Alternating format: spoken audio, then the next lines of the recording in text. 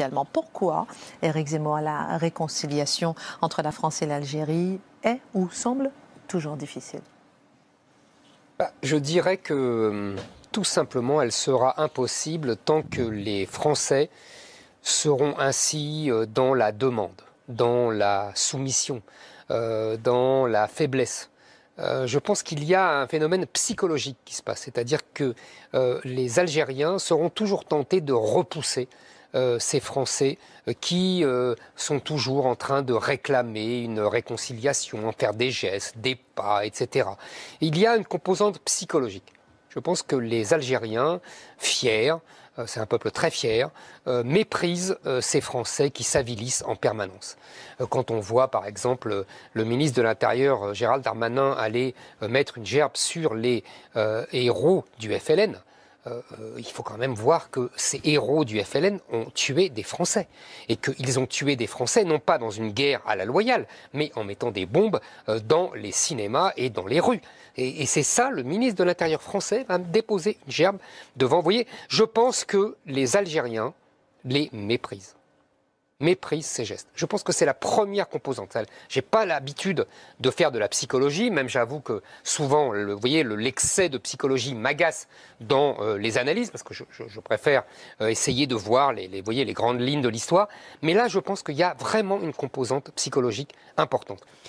Donc là, vous avez vu, on avait eu des accords économiques en 2017, signés par le Premier ministre de l'époque, Édouard Philippe. Quasiment aucun, parce que je crois qu'il y en a un qui a pris naissance, mais quasiment aucun accord n'est allé au bout. On parlait d'une usine Citroën, on parlait d'une usine Renault, tout ça a capoté, sans mauvais jeu de mots.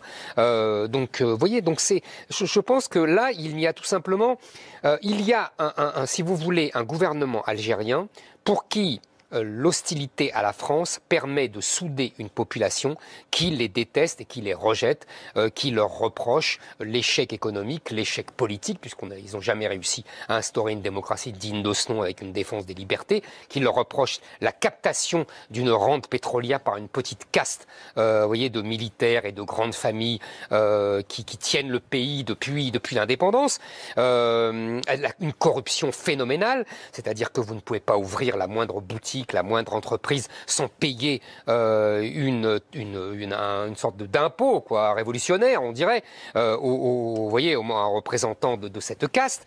Il y a beaucoup d'Algériens, par exemple, qui sont en France à cause de ça. Tout simplement parce qu'ils ne peuvent pas travailler. Et qu'en France, ils peuvent travailler librement. Vous voyez, donc c'est ça le régime algérien aujourd'hui. Alors, évidemment, on tape sur la France pour faire oublier tout ça. Quand je vois, par exemple, si vous voulez, que le chef d'état-major algérien demande à son homologue français de payer pour les essais nucléaires français qui ont eu lieu pendant les années 60 jusqu'en 67, je crois, parce qu'il y aurait eu des radiations, etc. Il oublie deux choses. Il oublie que ce sont essentiellement les soldats français qui ont payé, qui ont été irradiés, et surtout, il nous la baille belle, parce que si on en est à réclamer des indemnités pour cela, moi, je demanderais une indemnité pour les ressources de pétrole et de gaz qui ont été découvertes par les Français et qui permettent à l'Algérie de vivre depuis 50 ans. Vous savez que c'est le seul poste d'exportation de l'Algérie. C'est le pétrole et le gaz qui ont été découverts par les Français. Donc si on en est à faire payer, vous voyez, pour les différents préjudices subis, je pense qu'on n'a pas fini d'être réglé. On a l'impression que le président algérien, il faisait quand même un pas. On a l'impression effectivement qu'Emmanuel Macron, pas plus que l'impression d'ailleurs, il a fait, je pense que c'est le chef d'État qui a fait le plus d'ailleurs pour aller vers l'Algérie. Ouais. Que peut faire la France aujourd'hui ? D'après moi, et vous allez voir que j'essaye d'être logique avec moi-même, il faut faire tout le contraire de ce qu'on fait depuis 40 ans. C'est-à-dire que d'abord, il faut arrêter de s'excuser pour la colonisation.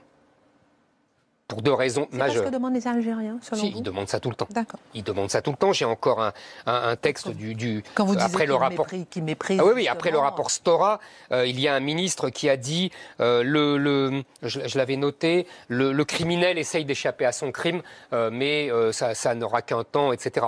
Il y a un autre ministre algérien qui a parlé de la France comme l'adversaire éternel de l'Algérie. Vous voyez, on voit bien que c'est évidemment la colonisation. Ils demandent en permanence à ce qu'on se repente pour la colonisation. Mais justement, Emmanuel Macron, il a fait beaucoup. Mais Emmanuel Macron a fait quelque chose de scandaleux. Il a parlé de crimes contre l'humanité en parlant de la colonisation. C'est absolument impardonnable. Moi, je ne lui pardonnerai jamais cette phrase. Donc, si vous voulez, qu'est-ce que c'est la colonisation française en Algérie? C'est 130 ans. C'est 130 ans. L'Algérie a été colonisée depuis sa naissance. Elle a toujours été colonisée, l'Algérie. C'est une terre qui a toujours été colonisée par les Romains, par les Espagnols, par les Turcs, par les Arabes. Les Arabes sont les plus grands colonisateurs de l'Algérie. Ils ont duré des siècles et ils sont toujours là. Ils n'ont jamais été chassés. La France n'a colonisé que 130 ans.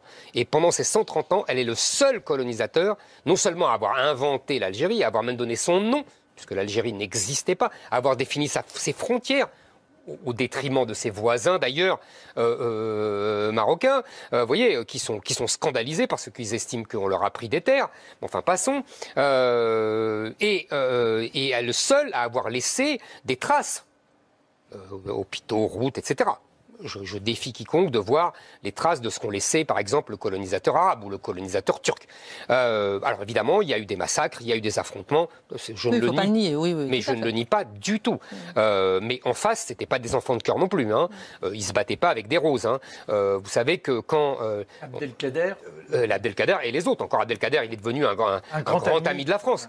Mais si vous voulez, ça a été sanglant dès le début des deux côtés, dès 1830, dès les premiers affrontements. C'était sauvage. Et d'ailleurs, on disait en 1848, vous savez, quand les troupes du général Cavaignac ont massacré les ouvriers en juin 48, on disait ils sont particulièrement sauvages parce qu'ils ont combattu en Algérie. Donc, vous voyez, on était choqués en France de cette dureté. Donc, c'est pour vous dire que la colonisation, en plus, c'est dans un cadre beaucoup plus global d'un affrontement millénaire entre les deux civilisations, entre l'islam et le christianisme, qui a eu d'innombrables rebondissements. Donc il faut arrêter avec ça. Il faut aussi arrêter avec toutes les mesures favorables à l'immigration des Algériens. Je pense que c'est un moyen de pression sur la France. On parle toujours, vous savez, de moyen de pression de la Turquie par une immigration turque en Allemagne. Je pense que c'est la même chose, qu'il y a aujourd'hui un moyen de pression par l'Algérie sur la France à travers une très importante diaspora algérienne. On évalue à 800 000 Algériens, 1,5 million de doubles nationaux. L'ambassadeur d'Algérie parle de 6 millions d'Algériens en France. Quoi qu'il en soit, c'est une population très importante avec à la fois des gens très travailleurs qui aiment la France et une jeunesse qui pour beaucoup déteste la France. Et donc on a cette espèce de catégorie de Français anti-français qui est très, très inquiétante pour la France et qui est un moyen de pression par le gouvernement algérien. Et donc il faut supprimer il y avait des mesures dès les accords d'Évian, vous savez, qui favorisaient les immigrés algériens. Il faut abolir ça, il faut rompre unilatéralement tout ça. Il nous reste une minute. Je vous en prie. Est-ce que je peux poser ma petite dernière question? Allez-y, parce que j'ai envie de la poser quand même. Allez-y. Parce que les bouleversements politiques là, que connaît justement l'Algérie, traversés par une vague de contestation, peuvent-ils permettre aux deux pays de tourner finalement la page de la colonisation? Vous savez, c'est très intéressant ce Irak là. Oui. Parce qu'il y avait un papier dans le Figaro ce matin qui montrait que ce mouvement qui est au départ démocratique, comme d'habitude avec les mouvements de contestation dans les pays arabes, commence à être complètement investi par les islamistes. Les islamistes reviennent par ce mouvement de contestation. Et d'ailleurs, la gauche, comme d'habitude, fait toujours la même erreur, celle qu'elle fait depuis la révolution iranienne, c'est-à-dire l'islamo-gauchisme, c'est de s'allier aux islamistes qui finalement les mangeront. Et c'est ce qui explique d'ailleurs que le gouvernement français, qui au départ était très favorable à ce mouvement démocratique, là Macron a lâché le Irak et fait des pieds et des mains pour se rapprocher de Tebboune, le nouveau président algérien.